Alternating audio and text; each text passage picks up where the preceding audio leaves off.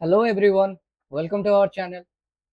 Last lecture रे हमें cover करथिले भारतीय संविधान हम जो सीरीज स्टार्ट करथिले एथर फर्स्ट लेक्चर रे हमें कवर करथिले कि हमर संविधान गठन केमती हिची एवं यार एक विस्तृत धारणा हमें नैथिले इतिहास केमती रहिची हमर संविधान गठन बेले संविधान रो जो माने थिले प्रणयनकारी से माने किपरि भाबरे अन्य देश मानकर संविधान रो केउ केउ धारा को नैथिले जे गुडी को भल लागिथिला एवं लागिथिला कि भारत पाइका से गुडी एप्लीकेबल हेबा उचित से गुडी को नै केमते हमर संविधान टी गठन करा जायछि तार उत्स कोन कोन रहिथिला एवं एक विस्तृत धारणा में मोटा मोटी भाबरे पाइथिले।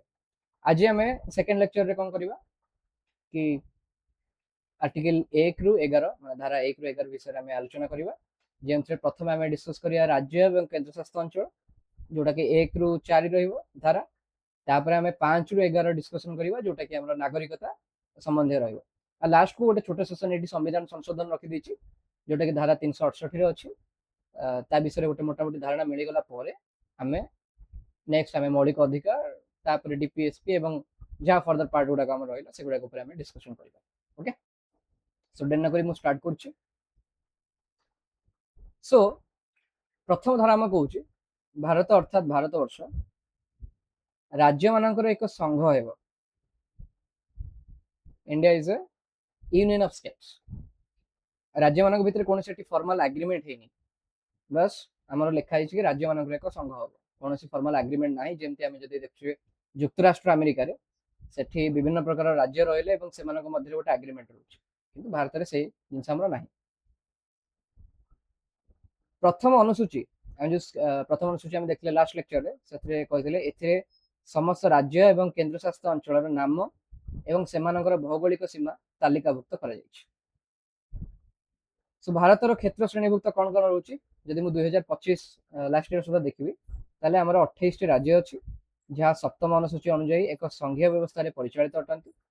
सप्तम अनुसूची रे हमर कोन थिला ना भाग बंटा जायथिला केउ केउ क्षेत्र रहिबो भारत पाखे रहिबो माने केंद्र पाखे केंद्र तालिका तापर राज्य तालिका एवं युग्म तालिका ए तीनटा हम देखथिले सप्तम अनुसूची मध्ये रहउछि।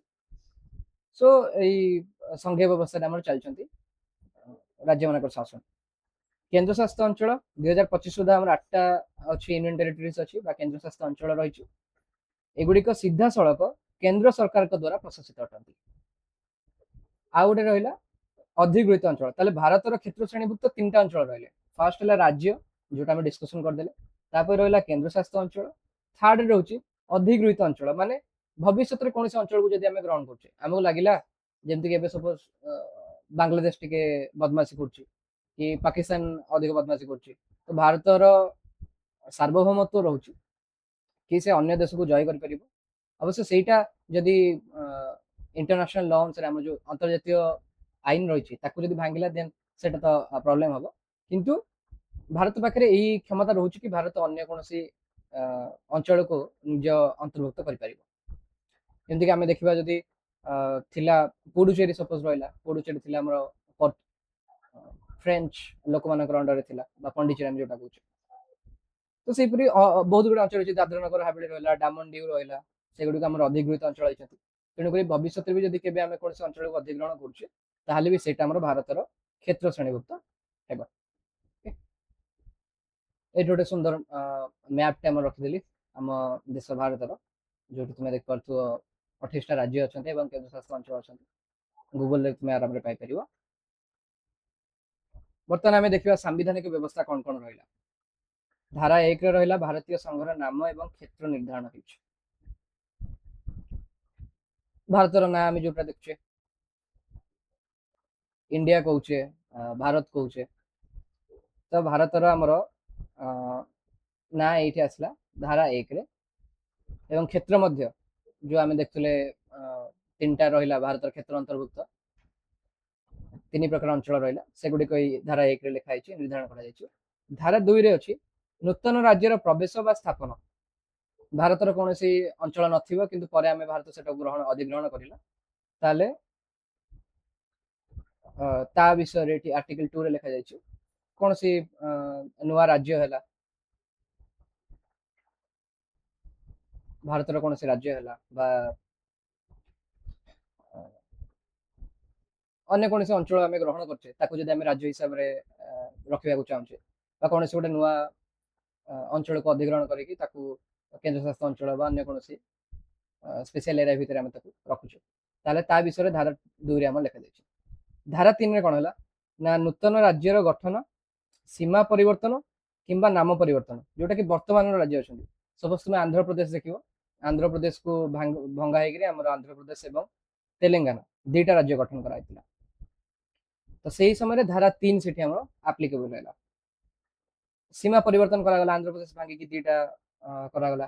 ନାମ ପରିବର୍ତ୍ତନ, ଆମର ଆଗରୁ ନାଁ ଥିଲା କ'ଣ ଓଡିଶା, ତମେ ସବୁବେଳେ ଦେଖୁଥିବ ଲେଖା ହଉଥିଲା ଓଡିଶା, ତ ଆମେ ଓଡିଆରେ କହୁଥିଲେ କିନ୍ତୁ ଇଂରାଜୀରେ କ'ଣ ଲେଖାଯାଉଥିଲା ORISSA, କିନ୍ତୁ ସେଇଟା ଆମର ଏବେ କରେକ୍ସନ ହେଇକିରି କ'ଣ ହେଇଯାଇଛି ଓଡିଶା।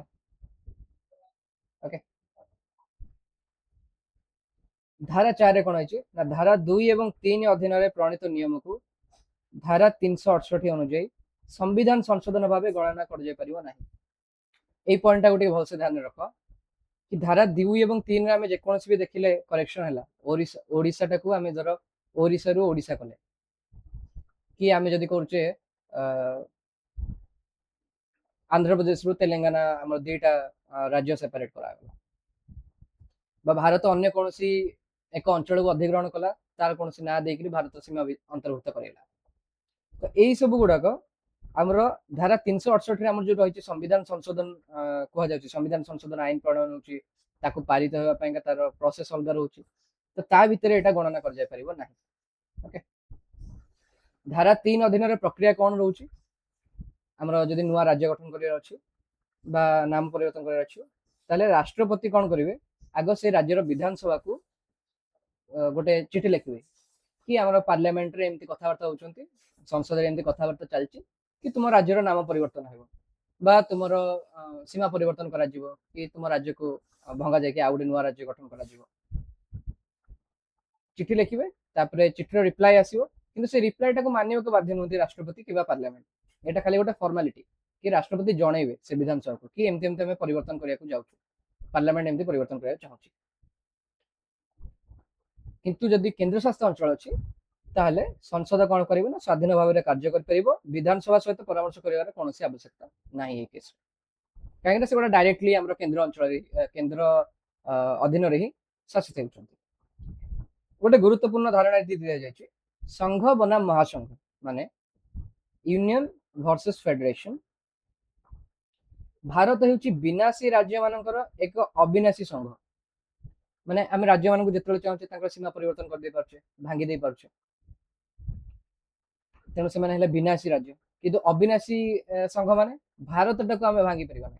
भारत आम गोटे ही देश रोचे यूनियन ऑफ स्टेट्स तो सेटा इंग्राजी में कह जाए इनडेस्ट्रक्टेबल यूनियन ऑफ डेस्ट्रक्टेबल स्टेट्स। संसद जेकोसी राज्यर सीमा परिवर्तन कर विलोप कर फेडरेशन कॉन्सेप्ट को जमी कहते जुक्तराष्ट्र अमेरिका रे सेठी फेडरेशन कॉन्सेप्ट आछी भारत रे हमरो यूनियन कॉन्सेप्ट रोची एटा रोची इंडिया रे। Okay, territory of India versus union of India बहुत कंफ्यूजिंग क्वेश्चन एटा माने हमर भारतर क्षेत्र गोटे व्यापक शब्द जहाँ भीतर किए जाउछंती राज्य माने जाउछंती केंद्र शासित अंचल जाउछंती एवं अधिकृत अंचल जोटा फास्ट स्लाइड रे मु देखिथिलि किंतु भारतीय संघ जदि आम कहूचे ता भीतर केवल राज्य गुड़िक जाउछंती। तो सर्ट क्वेश्चन तुम मन आसी पारे कि भारतीय आम जदि कहूचे भारतीय संघ ताले ता भीतर के माने जिवे ऑप्शन देथिबो राज्य केंद्र शासित अंचल देन अधिकृत अंचल बा उपरोक्त मध्य कौन तो तुम सब राज्य चूज कर। ओके, देन आम जान अंचल आदान प्रदान सुप्रीम कोर्ट को निष्पत्ति 1960 गोटे होता बेरुबारी यूनियन केस गोटे होता से कौन कराला ना तो जो बेरीबेरी यूनियन केस आम होता गोटे छोट ब्रीफ आइडिया दे दूसरी कौन होता कि जिते आम सार डैनियल रेडक्लिफ जो रही है पार्टीशन होता भारत और पाकिस्तान जो विभाजन है से समय सीमा निर्धारण करने दिया सॉरी डैनियल रेडक्लिफ कहलानी सिरिल रेडक्लिफ एक्टर ना कहते सिरिल रेडक्लिफ तांको दिया जायतिला दायित्व कि तुम्हें भारत और पाकिस्तान मध्य सीमा निर्धारण कर तो से कौन होता ना 8.1 5-7 ସ୍କୋୟାର ମାଇଲ ଏତିକି ଏରିଆ କଣ ହେଇଥିଲା ନା ତାକୁ ନେଇକି କନଫ୍ୟୁଜନ ହେଇଥିଲା ଭାରତ ଏବଂ ପାକିସ୍ତାନ ମଧ୍ୟରେ। ଯେତେବେଳେ ଆମର 1952 ମସିହାରେ ପାକିସ୍ତାନ କଣ କଲା କହିଲା କି ଏଇ ଏରିଆଟା ଆମେ ନବୁ ବୋଲି। ତ ସେଇ ସମୟରେ ଭାରତର ପ୍ରଧାନମନ୍ତ୍ରୀ ଏବଂ ପାକିସ୍ତାନ ମଧ୍ୟରେ ଗୋଟେ ଆଗ୍ରିମେଣ୍ଟ ସାଇନ୍ ହେଇଥିଲା କି ୟା ଦ୍ୱାରା କିଛି ଅଞ୍ଚଳ ଆମର ଭାଗ ଭାଗ କରାଯିବ, ଭାରତର କିଛି ଅଞ୍ଚଳ ପାକିସ୍ତାନ ପାଖକୁ ଯିବ। ତ ଏଇଟାକୁ ନେଇକି ସେତେବେଳେ ବହୁତ ହଙ୍ଗାମା ହେଇଥିଲା। କେସଟାକୁ କଣ କଲେ ନା ଆମର ରାଷ୍ଟ୍ରପତି ସୁପ୍ରିମକୋର୍ଟକୁ ଦେଇଥିଲେ। ସୁପ୍ରିମକୋର୍ଟ ପାଖରେ ଆମର ପାୱାର ରହୁଛି ଧାରା 143 ଅନୁସାରେ କି ସୁପ୍ରିମକୋର୍ଟ ତାଙ୍କର ଡିସିସନ ନେଇପାରିବେ ରାଷ୍ଟ୍ରପତି ଯେତେବେଳେ ତାଙ୍କୁ ଦଉଛନ୍ତି ମାନେ ପ୍ରଶ୍ନ କରୁଛନ୍ତି କୌଣସି କନଫ୍ୟୁଜନ ନେଇକି ସମ୍ବିଧାନଗତ। ତ ସୁପ୍ରିମକୋର୍ଟଙ୍କ ପାଖରେ ସେ ପାୱାର ଅଛି, ସୁପ୍ରିମକୋର୍ଟ ଆଡଭାଇସ ଦେଇପାରିବେ ରାଷ୍ଟ୍ରପତିଙ୍କୁ। ତ ସେଇ ସମୟରେ କଣ ହେଲା ନା ଆମର ସୁପ୍ରିମକୋର୍ଟ କହିଲେ କି କୌଣସି ବି ଅଞ୍ଚଳ ଭାରତର କୌଣସି ବି ଅଞ୍ଚଳକୁ ଆମେ ବିଦେଶୀ ରାଜ୍ୟମାନଙ୍କୁ ହସ୍ତାନ୍ତରିତ କରିପାରିବା ନାହିଁ।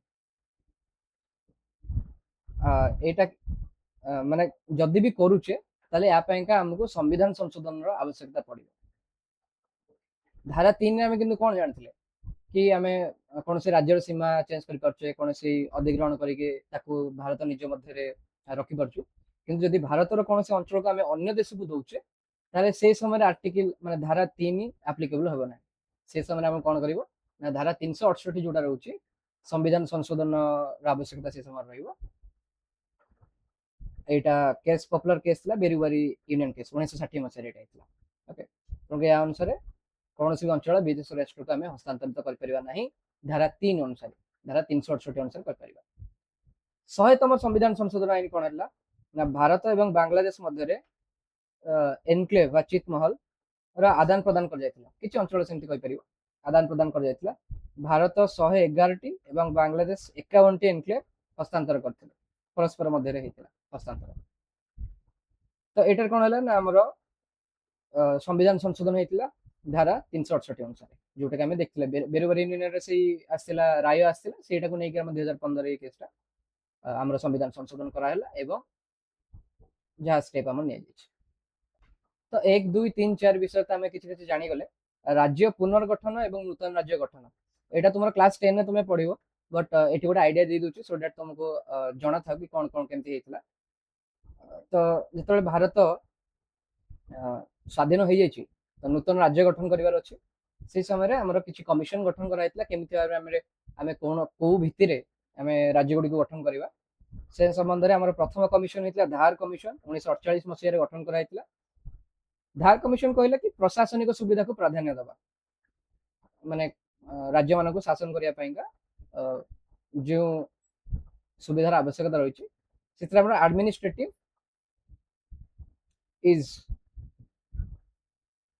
ଆଡମିନିଷ୍ଟ୍ରେଟିଭ ସୁବିଧା ହବା ଦରକାର ପ୍ରଶାସନିକ ଦୃଷ୍ଟିରୁ, ସେଟାକୁ ସେ ପ୍ରାଧାନ୍ୟ ଦେଇଥିଲେ। କିନ୍ତୁ ଜେଭିପି କମିଟି ଆମର ଏଥିରେ ସରଦାର ବଲ୍ଲଭଭାଇ ପଟେଲ ରହିଥିଲେ, ଆଉ ଜବାହରଲାଲ ନେହେରୁ ରହିଥିଲେ, ପଟାଭି ସୀତାରାମୟା ରହିଥିଲେ।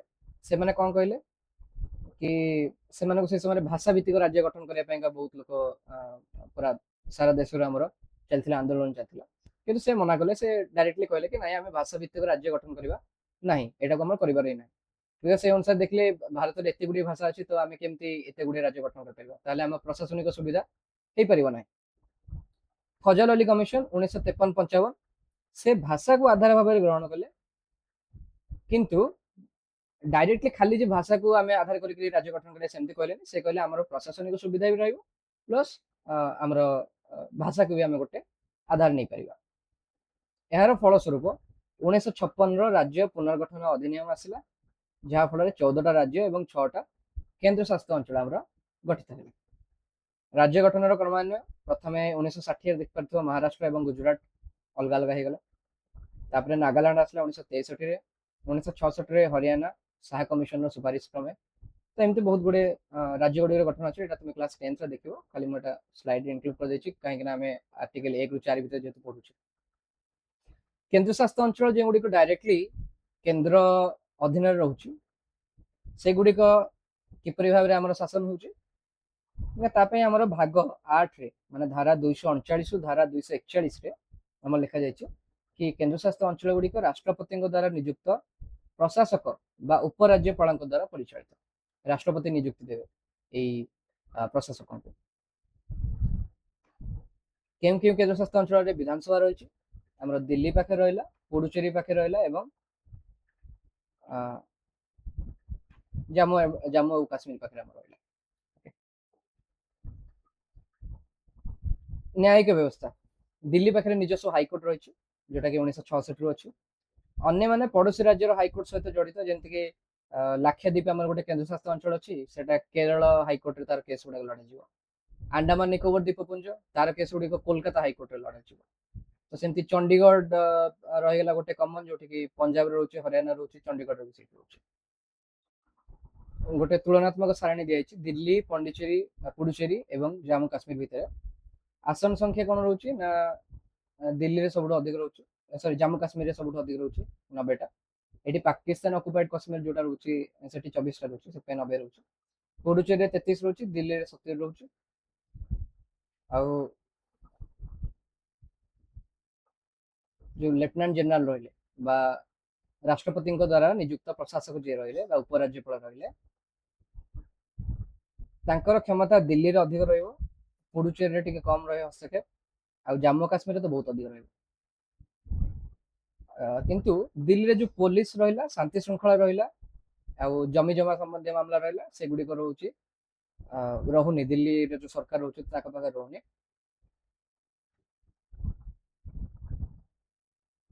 କାହିଁକି ରହୁନି? କାହିଁକିନା ଆମେ ଜାଣିଛେ ଦିଲ୍ଲୀଟା ହଉଛି ଭାରତର ରାଜଧାନୀ ରହୁଛି, ସେଇ ଜାଗାରେ ସିକ୍ୟୁରିଟି ସବୁ ଟାଇଟ୍ ରହିବା ଦରକାର। ତ ଦିଲ୍ଲୀରେ ଆମର ଯୋଉ ପୋଲିସ ଫୋର୍ସ ରହୁଛନ୍ତି ତାଙ୍କର କଣ୍ଟ୍ରୋଲ ଡାଇରେକ୍ଟଲି ଆମର ହୋମ ମିନିଷ୍ଟ୍ରି କରୁଛି। କିନ୍ତୁ ତୁମେ ଯଦି ଦେଖିବ ସମ୍ବିଧାନର 7ମ ଅନୁସୂଚୀରେ କଣ ଲେଖା ହେଇଛି, ସେଥିରେ ପୋଲିସ ବା ଯୋଉ ଆଇନ ଶାନ୍ତି ଶୃଙ୍ଖଳା ରକ୍ଷା କରିବା ଏଇଟା ଆମର ରାଜ୍ୟର ତାଲିକାଭୁକ୍ତ ରହୁଛି। କିନ୍ତୁ ଯେତେବେଳେ ଆମେ ଦେଖୁଛୁ କେନ୍ଦ୍ରଶାସିତ ଅଞ୍ଚଳକୁ ଯାଉଛେ, ସେ ସମୟରେ ଦିଲ୍ଲୀ ପାଇଁକା ସ୍ପେଶାଲ ଏଠି ବ୍ୟତିକ୍ରମ ରହିଲା, ଏ ପୋଲିସ ଶାନ୍ତି ଶୃଙ୍ଖଳା ଏଗୁଡାକ ରହିଲା ଆମର କେନ୍ଦ୍ର ହାତରେ ରହିଲା। ସେମିତି ଜାମ୍ମୁ କାଶ୍ମୀରରେ ବି ସେୟା ରହୁଛି, କେନ୍ଦ୍ର ହାତରେ। ବର୍ତ୍ତମାନ ଆମେ ଆର୍ଟିକଲ 1 ରୁ 4 ବିଷୟରେ ଆମେ କିଛି ଗୋଟେ ବ୍ରିଫ୍ ଆଇଡିଆ ପାଇଗଲେ। ବର୍ତ୍ତମାନ ଆର୍ଟିକଲ 5 ରୁ 11 ଆମର ଯୋଉଟା ରହୁଛି ନାଗରିକତା ସମ୍ବନ୍ଧୀୟ ଧାରା ଗୁଡିକ ରହୁଛି, ସେଗୁଡିକ ବିଷୟରେ ଡିସ୍କସନ କରିବା। ପ୍ରଥମେ ରହିଲା, ଏଗୁଡିକ ରହୁଛି ସମ୍ବିଧାନର ଭାଗ 2 ରେ ଧାରା 5 ରୁ 11 ମଧ୍ୟରେ।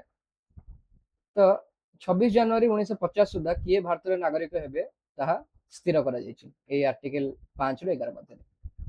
ଧାରା 5 କଣ କହୁଛି ନା ଭାରତରେ ଅଧିବାସୀ ଥିବା ବ୍ୟକ୍ତିଙ୍କ ପାଇଁ ନାଗରିକତା, ଯଦି ସେ ଭାରତରେ ଜନ୍ମିତ ହୋଇଥିବେ କିମ୍ବା ବାପା ମାଙ୍କ ମଧ୍ୟରୁ ଜଣେ ଭାରତରେ ଜନ୍ମିତ ହୋଇଥିବେ କିମ୍ବା ସମ୍ବିଧାନ ପ୍ରଣୟନ ହେବାର 5 ବର୍ଷ ପୂର୍ବରୁ ସେମାନେ ଯଦି ଭାରତରେ ରହି ଆସିଥିବେ, ତାହେଲେ ସେମାନଙ୍କର ନାଗରିକତା ସମ୍ବନ୍ଧରେ ଡିସ୍କସନ କୋଉଠି ହେଇଛି ନା ଧାରା 5 ରେ। ଧାରା 6 ରେ କଣ ହେଇଛି ନା ପାକିସ୍ତାନରୁ ଭାରତକୁ ସ୍ଥାନାନ୍ତରିତ ହୋଇଥିବା ବ୍ୟକ୍ତିଙ୍କର ନାଗରିକତା। ଯେତେବେଳେ ଆମର ଭାରତ ଏବଂ ପାକିସ୍ତାନର ବିଭାଜନ ହେଲା, ଲକ୍ଷ ଲକ୍ଷ ସଂଖ୍ୟକ ଲୋକ ଭାରତରୁ ପାକିସ୍ତାନକୁ ଯାଇଥିଲେ ଏବଂ ପାକିସ୍ତାନରୁ ଭାରତକୁ ଆସିଥିଲେ। ମାନେ କଣ ହେଲା କି ବହୁତ ହଣାକଟା ସେ ସମୟରେ ହେଇଥିଲେ, ବହୁତ ଲୋକ ମରିଛନ୍ତି। ସେ ବିଷୟରେ ତୁମେ ଯଦି ଫିଲ୍ମ ଦେଖିବା ବା ୱେବ ସିରିଜ ବି ରହିଛି, ତୁମେ ଯଦି ଦେଖିବ ବହୁତ ହୃଦୟ ବିଦାରକ ଥିଲା ସେଇ ସମୟ। ତ ସେଇ ସମୟରେ କଣ ହେଇଥିଲା ନା ପାକିସ୍ତାନରୁ ବହୁତ ଲୋକ ଭାରତକୁ ବି ପଳେଇ ଆସିଥିଲେ। ତ ଯୋଉମାନେ ଭାରତକୁ ସ୍ଥାନାନ୍ତରିତ ହୋଇଥିଲେ ସେଇ ବ୍ୟକ୍ତିମାନଙ୍କ ନାଗରିକତା ବିଷୟରେ ଧାରା 6 ରେ ଲେଖାଯାଇଛି। ଧାରା 7 ରେ କଣ ଲେଖା ହେଲା ନା ଯୋଉମାନେ ପାକିସ୍ତାନକୁ ଯାଇଥିଲେ ପୁଣି ଭାରତକୁ ଫେରି ଆସିଲେ, ମାନେ ତାଙ୍କୁ ଲାଗିଲା କି ନାଇଁ ଆମେ ପାକିସ୍ତାନରେ ଅଧିକ ସୁରକ୍ଷିତ ରହିବୁ, ପାକିସ୍ତାନକୁ ପଳେଇଲେ, କିନ୍ତୁ ପାକିସ୍ତାନର ହଣାକଟା ଦେଖିକିରି ତାଙ୍କୁ ଲାଗିଲା କି ନାଇଁ ଭାଇ ଏଠି ରହିବନି, ତ ସେମାନେ ପୁଣି ରିଟର୍ନ କଲେ ଭାରତକୁ। ତ ସେଇଭଳିଆ ଲୋକମାନଙ୍କ ପାଇଁକା ଆମର ଆର୍ଟିକଲ 7 ବା ଧାରା 7 ରେ ଲେଖାଯାଇଛି ସେମାନଙ୍କ ନାଗରିକତା ସମ୍ବନ୍ଧୀୟ। ଧାରା 8 ରେ ରହିଲା ବିଦେଶରେ ରହୁଥିବା ଭାରତୀୟ ବଂଶୋଦ୍ଭବ ବ୍ୟକ୍ତିଙ୍କର ନାଗରିକତା ସମ୍ବନ୍ଧରେ। ଆମର ଭାରତର ବହୁତ ଛାତ୍ରଛାତ୍ରୀ ରହୁଛନ୍ତି, ବାହାରେ ରହୁଛନ୍ତି ଏବଂ ଚାକିରି ବିଦେଶରେ ମଧ୍ୟ ଚାକିରି କରୁଛନ୍ତି ଲୋକ ରହୁଛନ୍ତି।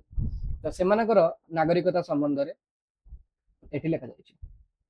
ସେମାନେ ଭାରତୀୟ ବଂଶୋଦ୍ଭବ କିନ୍ତୁ ବିଦେଶରେ ରହୁଛନ୍ତି। ଧାରା 9 ରେ ଲେଖାଯାଇଛି ସ୍ୱେଚ୍ଛାକୃତ ଭାବେ ଅନ୍ୟ ଦେଶର ନାଗରିକତା ଗ୍ରହଣ କଲେ ଭାରତୀୟ ନାଗରିକତା ସମାପ୍ତ ହେବ। ତୁମେ ଯଦି ନିଜ ଇଚ୍ଛାରେ ଭାରତରେ ରହୁଥିଲ, ତୁମେ ଗଲ ବ୍ରିଟେନକୁ ପଳେଇଲ, କହିଲେ କି ମୁଁ ଏବେ ବ୍ରିଟେନର ନାଗରିକତା ଗ୍ରହଣ କରିବି, ତୁମେ ଯେମିତି ବ୍ରିଟେନର ନାଗରିକତା ଗ୍ରହଣ କରିବ ସେମିତି ସାଙ୍ଗେ ସାଙ୍ଗେ ତୁମର ଭାରତର ନାଗରିକତା ତୁମେ ହରେଇ ବସିବ। ଧାରା 10 ସଂସଦର ନିୟମ ଅନୁଯାୟୀ ନାଗରିକତା ଅଧିକାର ବଜାୟ ରହିବ। ଧାରା 11 କଣ ଲେଖା ହେଲା ନା ସଂସଦକୁ ନାଗରିକ ସମ୍ବନ୍ଧୀୟ ଆଇନ ପ୍ରଣୟନ କରିବାର ସମ୍ପୂର୍ଣ୍ଣ କ୍ଷମତା ପ୍ରଦାନ କରାଯାଇଛି। ମାନେ ଆଉ କିଛି ଏଠି ଲେଖାଯାଇନି। ସମୟ ଟୁ ମାନେ ଟାଇମ ଟୁ ଟାଇମ କଣ କରିବେ, ଯେତେବେଳେ ଆମର ନାଗରିକତା ସମ୍ବନ୍ଧୀୟ କୌଣସି ବି ଚେଞ୍ଜ ଆଣିବାର ଅଛି, ନିୟମରେ କୌଣସି ପରିବର୍ତ୍ତନ ଆଣିବାର ଅଛି, ତାର ସମ୍ପୂର୍ଣ୍ଣ ଅଧିକାର କାହାକୁ ଦିଆଯାଇଛି? ସଂସଦ ନିକଟରେ ରହିଛି। ସେଥିପାଇଁ ତୁମେ ଦେଖିଥିବ ଏଇ ଯୋଉ ଆମର ହେଇଥିଲା 2019 ପାଖାପାଖି କଣ ହେଲା ନା, ଏଇ ନାଗରିକତା ଆଇନରେ ପରିବର୍ତ୍ତନ ଆଣିବା ପାଇଁକା ସେଇ ସମୟରେ ଅଣା ହେଇଥିଲା ସିଟିଜେନସିପ ଆମେଣ୍ଡମେଣ୍ଟ ଆକ୍ଟ। ଆଉ ସେଇ ସମୟରେ ବହୁତ ଚାଲିଥିଲା, ହୋ ହଲ୍ଲା ଚାଲିଥିଲା ଦେଶରେ ପୁରା। ଆସାମ ନେଇକିରି, ଆସାମ ହେଲା ଆଉ ପଶ୍ଚିମବଙ୍ଗ ରହିଲା, ସେଇ ରାଜ୍ୟ ମାନଙ୍କରେ ବହୁତ ବିଶୃଙ୍ଖଳା ସୃଷ୍ଟି ହେଇଥିଲା। ତୁମେ ଜାଣିପାରିବ ସେଇ ବିଷୟରେ। ସିଏ ଆକ୍ଟ 2019। ଓକେ। ଭାରତରେ ଆମର କଣ ରହୁଛି ନା, କାନାଡା ପରି ଏକକ ନାଗରିକତା ବ୍ୟବସ୍ଥା ରହିଛି। ଆମେରିକା ପରି ଏଠାରେ ରାଜ୍ୟ ପାଇଁ ଅଲଗା ଅଲଗା ନାଗରିକତା ନାହିଁ। ମାନେ ଆମେରିକାରେ କଣ ହେଲା, ତମେ ଯଦି ଆରାଇଜୋନାରେ ରହୁଛ ଆଉ ତମକୁ ଯଦି ଯିବାର ଅଛି ସପୋଜ କାଲିଫର୍ଣ୍ଣିଆକୁ, ତାହେଲେ ବା ମିଶିଗାନକୁ ଯିବାର ଅଛି, ତ ତିନିଟାକ ତାଙ୍କର ଅଲଗା ଅଲଗା ରହୁଛନ୍ତି। ତାଙ୍କର ଆମର ଯଦି ଭାରତରୁ ଅନ୍ୟ ଦେଶକୁ ଯିବା ପାଇଁକା ଭିଜା ଦରକାର ପଡୁଛି ବା ପରମିସନ ଦରକାର ପଡୁଛି, ସେଇଭଳିଆ ମେ ବି ତାଙ୍କର ଥାଇପାରେ, ମୁଁ ଭଲସେ ସିଓର ନାହିଁ। କିନ୍ତୁ ଏଇଟା କି ନାଗରିକତା ତାଙ୍କର ରହୁଛି ଅଲଗା ଅଲଗା। ମାନେ ତୁମେ ଆରାଇଜୋନାରେ ଅଲଗା ନାଗରିକ ରହିବ, ତୁମେ ସପୋଜ ରହିଲ ମିଶିଗାନର, ତାହେଲେ ବି ତୁମର ନାଗରିକତା ସେଠି ଅଲଗା ରହିବ। ଭାରତରେ ଆମର ସେମିତି ନାହିଁ। ଭାରତରେ ତୁମେ ଓଡିଶାରେ ରହିଲେ ବି ଭାରତୀୟ, ପଶ୍ଚିମବଙ୍ଗରେ ରହିଲେ ବି ଭାରତୀୟ, ତୁମେ ମଣିପୁରରେ ରହିଲେ ବି ଭାରତୀୟ, କେରଳରେ ରହିଲେ ବି ଭାରତୀୟ। ବ୍ୟତିକ୍ରମ ରହିଛି ଧାରା 16 ଅନୁଯାୟୀ କେତେକ ନିର୍ଦ୍ଦିଷ୍ଟ ଚାକିରି ପାଇଁକା ସଂସଦ କଣ କରିପାରିବ ନା, ବାସସ୍ଥାନର ସର୍ତ୍ତ ରଖିପାରିବ। ଯେମିତିକି ଉତ୍ତର ପୂର୍ବ ଭାରତ ରହିଲା, ସେଇ ଜାଗାରେ ତାଙ୍କର ଯଦି ତାଙ୍କର କ୍ଲାଇମେଟ ଟିକେ ଡିଫରେଣ୍ଟ ରହୁଛି, ସେଠାକାର ଲୋକଙ୍କର ଶାରୀରିକ ଗଠନ ଟିକେ ଅଲଗା ରହୁଛି, ତ ଯଦି ସେଇ ଜାଗାରେ ସରକାରଙ୍କୁ ଲାଗିଲା କି ଆମର ଆମ ରାଜ୍ୟର ଲୋକମାନଙ୍କ ପାଇଁକା ଆମେ ଗୋଟେ ରିଜର୍ଭେସନ ରଖିବା ବା ସଂରକ୍ଷଣ ବ୍ୟବସ୍ଥା ରଖିବା, ତ ସେଇଟା ସେମାନେ ରଖିପାରିବେ, ସଂସଦ ସେଇଟା ରଖିପାରିବେ। ଧାରା 19(5) ଅନୁସାରେ ଆଦିବାସୀଙ୍କ ସ୍ୱାର୍ଥ ରକ୍ଷା ପାଇଁ ବାହାର ଲୋକଙ୍କୁ ସେମାନଙ୍କ ଅଞ୍ଚଳରେ ବସବାସ କରିବାରୁ ବାରଣ କରାଯାଇପାରେ। ମାନେ ଆଣ୍ଡାମାନ ନିକୋବରରେ ବହୁତ ଗୁଡେ ରହିଛନ୍ତି, ଆଦିବାସୀ ଲୋକ ରହୁଛନ୍ତି। ତୁମେ ସପୋଜ ଗଲ ତାଙ୍କ ପାଖରେ ରହିବା ପାଇଁ, ତ ତୁମେ ଆମମାନଙ୍କର କଣ ଅଛି, ଗୁଣ ଅଛି କି ଆମେ ଗଲେ ଅନ୍ୟ ଜାଗାରେ ଜାଗା କିଣିକି ରହିବା, ସେଇ ଅଞ୍ଚଳରେ ଆମେ ଯାହା ଡେଭଲପମେଣ୍ଟ କରିବା। କିନ୍ତୁ ତା ଦ୍ୱାରା କଣ ହୁଏ କି ଆଦିବାସୀ ମାନେ ଯୋଉ ଚଳୁଛନ୍ତି, ତାଙ୍କର ବସବାସ କରିବାରେ ବାଧା ସୃଷ୍ଟି ହେଇପାରେ, ସେମାନେ ଯୋଉ କଲଚରରେ ବଢି ଆସିଛନ୍ତି ତାଙ୍କ ପାଇଁ ସେଟା ଅସୁବିଧା ହେଇପାରେ। ତେଣୁକରି ସଂସଦ ଏଇଟା ବାରଣ କରିଛନ୍ତି କି 19(5) ଅନୁସାରେ ଆମର ଯୋଉ ଧାରା 19 ରହିଛି, ସେଥିରେ ସମସ୍ତଙ୍କୁ କଣ ଦିଆଯାଇଛି ନା, ସ୍ୱାଧୀନତାର ଅଧିକାର ଦିଆଯାଇଛି। ତ ସେଇ ସ୍ୱାଧୀନତାର ଅଧିକାର କି ଆମେ ଯାଇକି କୋଉଠି ବି ରହିପାରିବା, କିନ୍ତୁ ସଂସଦଙ୍କ ପାଖରେ ପାୱାର ରହୁଛି କି ସେମାନେ ରୁଲ ରଖିଛନ୍ତି କି ବାହାର ଲୋକ ମାନେ ସେମାନଙ୍କ ଅଞ୍ଚଳ ଯାଇକି ବସବାସ କରିବାରୁ ତାଙ୍କୁ ବାରଣ କରାଯାଇପାରେ। ପଦବୀ ପାଇଁ ଯୋଗ୍ୟତା। ଭାରତରେ ଜନ୍ମଗତ ଏବଂ ସ୍ୱାଭାବିକୀକରଣ ଉଭୟ ନାଗରିକ ରାଷ୍ଟ୍ରପତି ହୋଇପାରିବେ।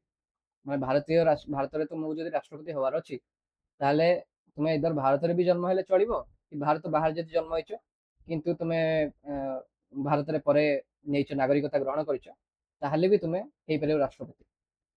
ଏ ଯୋଉ ଅନ୍ୟ ଦେଶର ନାଗରିକ ହେଇକି ପରେ ଭାରତର ନାଗରିକତା ଗ୍ରହଣ କରିବାକୁ ଆମର ସ୍ୱାଭାବିକୀକରଣ କୁହାଯାଏ ବା ନ୍ୟାଚୁରାଲାଇଜଡ।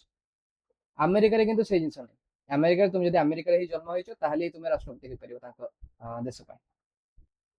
ତ ନାଗରିକ ଏବଂ ବିଦେଶୀ ମାନଙ୍କ ମଧ୍ୟରେ ପାର୍ଥକ୍ୟ କଣ ରହୁଛି?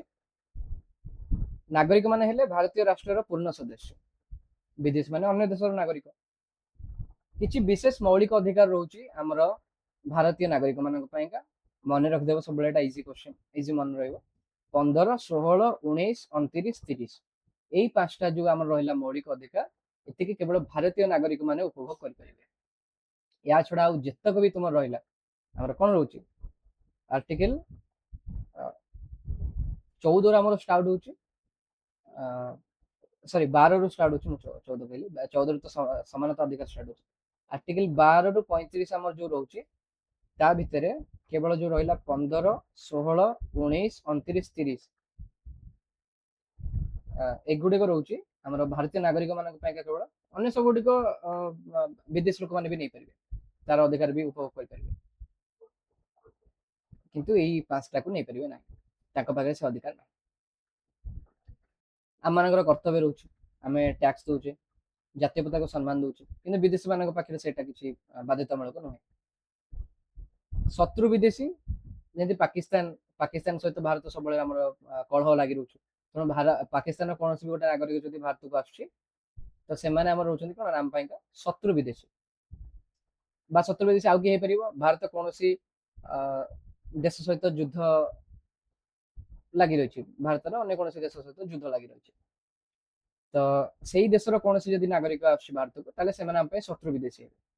କିନ୍ତୁ ସପୋଜ ତୁମେ ଦେଖ ଶ୍ରୀଲଙ୍କାରୁ ଭାରତକୁ କିଏ ଆସିଲା, ସେ ଆମ ପାଇଁକା ଶତ୍ରୁ ବିଦେଶୀ ନୁହଁ। ଆମେରିକାରୁ କିଏ ଆସିଲା, ଶତ୍ରୁ ବିଦେଶୀ ନୁହଁ।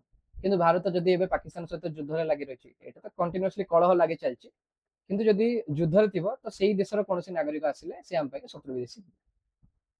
ଆଉ ସେମାନଙ୍କ ପାଇଁ ଧାରା 22 ଅଧୀନରେ ଗିରଫଦାରୀରୁ ସୁରକ୍ଷା ସେମାନେ ପାଇପାରିବେ ନାହିଁ। ଆମେ ତାଙ୍କୁ ଗିରଫ କରିପାରିବୁ। ଆଉ ଯୋଉ ଧାରା 22 ଅନୁସାରେ ସେମାନଙ୍କୁ ଯୋଉ ମିଳୁଛି କି ତୁମକୁ ଆମେ କଣ ପାଇଁ ଗିରଫ କରୁଛୁ, ତାପରେ ତୁମକୁ ମାଜିଷ୍ଟ୍ରେଟ ସାମ୍ନାରେ ଆମକୁ ପ୍ରେଜେଣ୍ଟ କରିବାକୁ ପଡିବ ଏତିକି ଟାଇମ ମଧ୍ୟରେ, ସେଇ ସବୁ ଜିନିଷ ଟିକେ ସୁରକ୍ଷା ସେମାନେ ପାଇପାରନ୍ତି ନାହିଁ। ଓକେ, ଧାରା 22 ଅନୁସାରେ।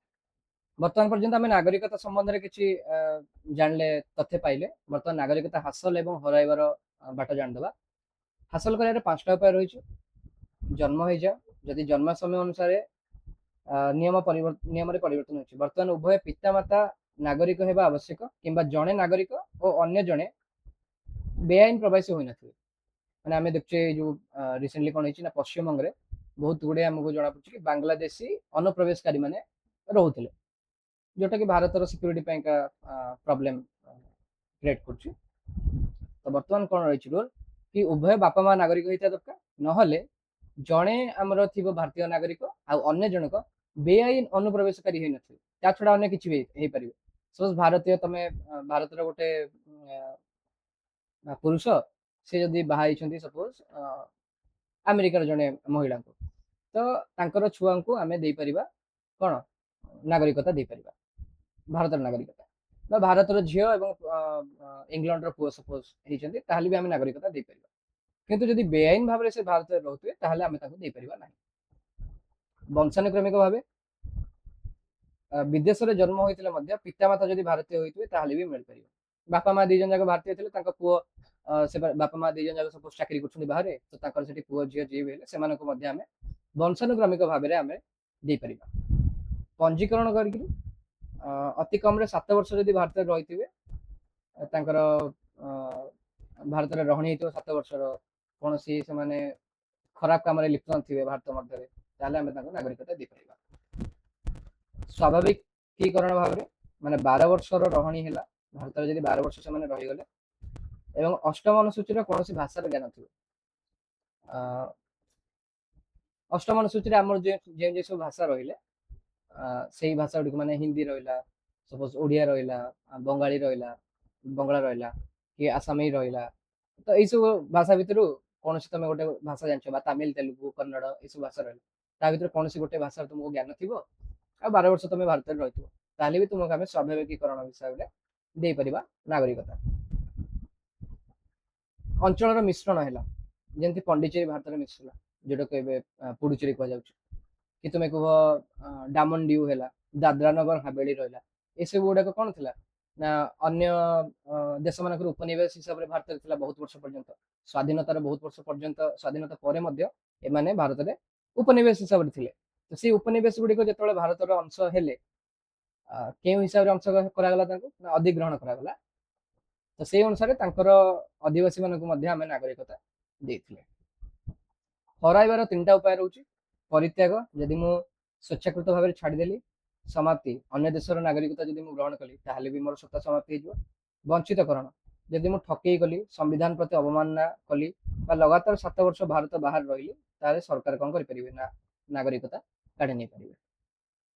ଆଚ୍ଛା, ମୁଁ ଆଦ୍ରେ ବି ଆଡ୍ କରିଛି ଯେ ଆମର ନାଗରିକତା ସଂଶୋଧନ ଅଧିନିୟମ 2019 ରହିଥିଲା, ସେଥିରେ ଶରଣାର୍ଥୀ ମାନଙ୍କ ପାଇଁ ସୁବିଧା ରଖାଯାଇଥିଲା, ଯେମିତି ଆଫଗାନିସ୍ତାନ, ବାଂଲାଦେଶ ଏବଂ ପାକିସ୍ତାନରୁ 31 ଡିସେମ୍ବର 2014 ପୂର୍ବରୁ ଆସିଥିବା 6ଟି ସମ୍ପ୍ରଦାୟ, ହିନ୍ଦୁ, ଶିଖ, ବୌଦ୍ଧ, ଜୈନ, ପାର୍ସୀ ଏବଂ ଖ୍ରୀଷ୍ଟିଆନକୁ ବେଆଇନ ପ୍ରବାସୀ ଭାବେ ଗଣାଯିବ ନାହିଁ। ସେମାନଙ୍କ ପାଇଁକା ନାଗରିକତା ପାଇବାର ଅବଧି 11 ବର୍ଷରୁ 5 ବର୍ଷକୁ ହ୍ରାସ କରାଯାଇଥିଲା, ଏବଂ ଏହି ନିୟମ 6ଠ ଅନୁସୂଚୀ ଅନ୍ତର୍ଭୁକ୍ତ ଆଦିବାସୀ ଅଞ୍ଚଳ ଏବଂ ଇନର ଲାଇନ ପରମିଟ ଅଞ୍ଚଳରେ ଲାଗୁ ହେବ ନାହିଁ। ଷଷ୍ଠ ଅନୁସୂଚୀ ଆମେ କଣ କହିଥିଲେ ସେଦିନ? ଆମେ ତୁମେ କହିଥିଲେ ମାନେ ଆସାମ, ମେଘାଳୟ, ତ୍ରିପୁରା ଏବଂ ମିଜୋରାମ,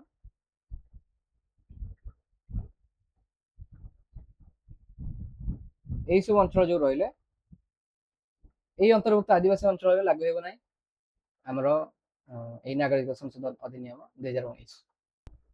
ବର୍ତ୍ତମାନ ଆମେ ଲାଷ୍ଟ ପାର୍ଟରେ ପହଞ୍ଚିଲେ। ସମ୍ବିଧାନ ସଂଶୋଧନ ବିଷୟରେ ଆମେ ଟିକେ ଆଇଡିଆ ପାଇବା ଏବଂ ଖୁବ୍ ଶୀଘ୍ର ଏଇଟା ସରିଯିବ ଆମର ଏଇ ଚାପ୍ଟରଟି।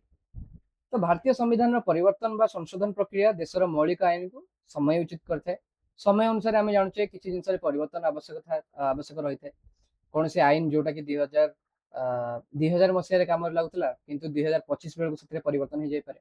ଯେମିତିକି ଆମେ ଜାଣୁଛେ ସାଇବର ଠକେଇ ହଉଛି, ଯୋଉଟା କି 2000 ମସିହା ବେଳେ ନଥିଲା, ବର୍ତ୍ତମାନ 2025-26 ବେଳେ ବହୁତ ଅଧିକ ପରିମାଣରେ ଆମେ ଦେଖିପାରୁଛେ। ତ ତା ସମ୍ବନ୍ଧୀୟ ଆଇନ ଆମର ନିହାତି ଭାବରେ ତା ସମ୍ବନ୍ଧରେ ରାଷ୍ଟ୍ର ମାନଙ୍କୁ ମାନେ ଆମର ସରକାରଙ୍କୁ ଚିନ୍ତା କରିବାର ରହୁଛି।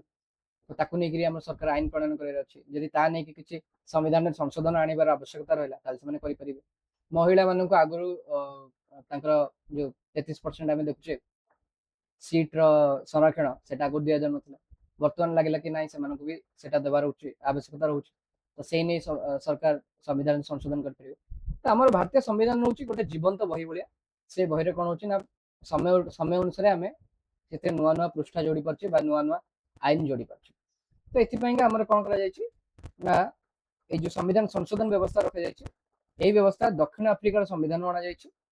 ଭାରତର ସଂଶୋଧନ ପ୍ରକ୍ରିୟା ବ୍ରିଟେନ ପରି ଅତ୍ୟନ୍ତ ନମନୀୟ ନୁହେଁ କିମ୍ବା ଆମେରିକା ପରି ଅତ୍ୟନ୍ତ କଠୋର ନୁହେଁ। ଆମେରିକାରେ ସମ୍ବିଧାନ ସଂଶୋଧନ ହେବା ବହୁତ କଷ୍ଟ, କିନ୍ତୁ ବ୍ରିଟେନରେ କୌଣସି ଲିଖିତ ସମ୍ବିଧାନ ହିଁ ନାହିଁ।